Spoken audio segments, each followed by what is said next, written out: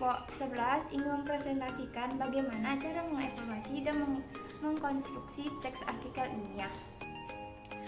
Sebelum itu, anggota kami terdiri dari Fadila Agita Oktaviani, Hikmawati Ilma, Gesi Freona, dan Foni Alda Nugrahana, dan saya sendiri yaitu Angelis Silviawati.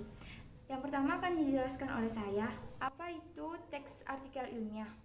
Artikel ilmiah menurut Adnan adalah tulisan yang berisi laporan sistematis mengenai hasil kajian atau hasil penelitian yang disajikan bagi masyarakat ilmiah tertentu yang merupakan audiens khusus dengan tujuan untuk menyampaikan hasil kajian dan kontribusi penulis artikel kepada mereka untuk dipikirkan, dikaji kembali, dan didiskusikan, baik secara lisan maupun tertulis. Yang dimaksud dengan audiens antara lain seperti mahasiswa, dosen, peneliti, dan ilmuwan.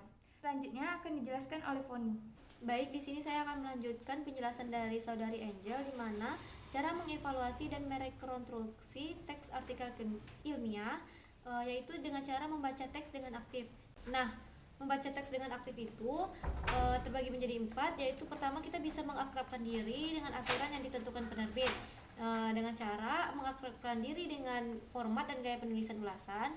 Dan yang kedua, jika Anda harus membuat ulasan untuk keperluan akademis, pastikan Anda benar-benar memahami aturan dan instruksi penulisan yang diberikan oleh pengajar. Lalu yang kedua yaitu dengan membaca artikel dengan cepat untuk memahami struktur besarnya. Yang ketiga, baca artikel 1 kali lagi. Dan yang keempat, mulailah membaca catatan. Nah, selagi membaca artikel untuk kedua kalinya, cobalah mengukur mampu atau tidaknya artikel tersebut menjawab masalah penelitian utamanya. Nah, pada tahap ini, catat terminologi yang tidak konsisten, masalah dalam format penyusunan artikel, maupun kesalahan dari artikel tersebut. Baik, selanjutnya saya akan melanjutkan materi dari Saudari Foni, yaitu mengevaluasi artikel. Yang pertama, menentukan kualitas abstrak dan mendahulukan penelitian. Seberapa baiknya kemampuan abstrak untuk merangkum artikel, masalah penelitian, teknik penelitian, hasil penelitian, dan signifikan penelitian. Nah, apakah bagian pendahuluan mampu menjadi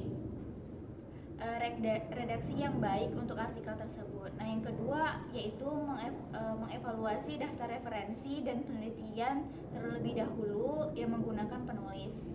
Nah, jika perlu, luangkan waktu untuk membaca setiap referensi penelitian yang digunakan penulis secara teliti agar Anda dapat lebih memahami topik yang diangkat. Nah, yang ketiga yaitu nilai metode penelitian yang digunakan penulis.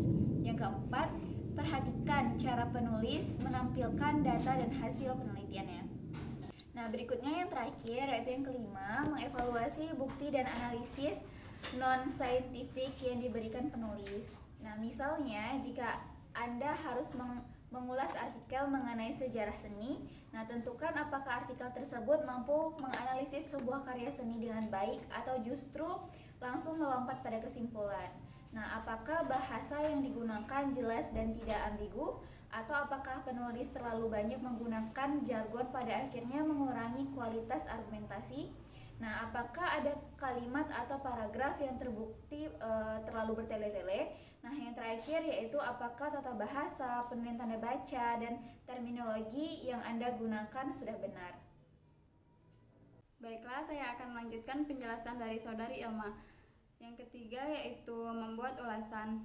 Dalam membuat ulasan, kita harus membuat kerangka ulasannya terlebih dahulu. Yang pertama yaitu tesis dan bukti pendukung yang Anda berikan harus konstruktif dan bijaksana.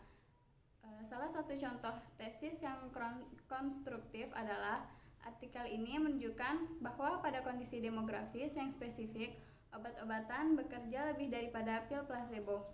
Yang kedua yaitu susun draft pertama ulasan.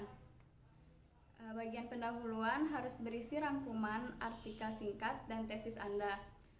Kemudian bagian isi harus berisi berbagai contoh spesifik yang mampu mendukung tesis Anda.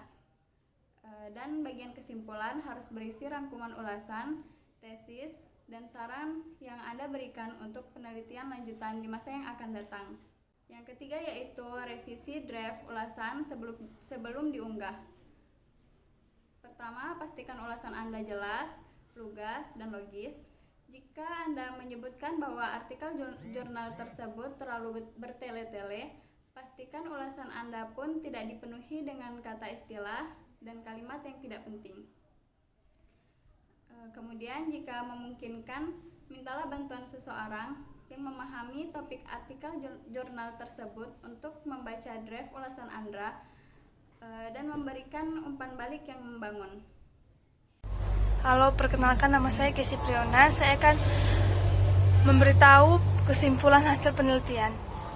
Yang pertama, sistem informasi akuntansi usaha dagang merupakan aplikasi yang melakukan pencatatan transaksi jurnal khusus maupun jurnal umum perusahaan dagang sehingga dapat menghasilkan laporan keuangan.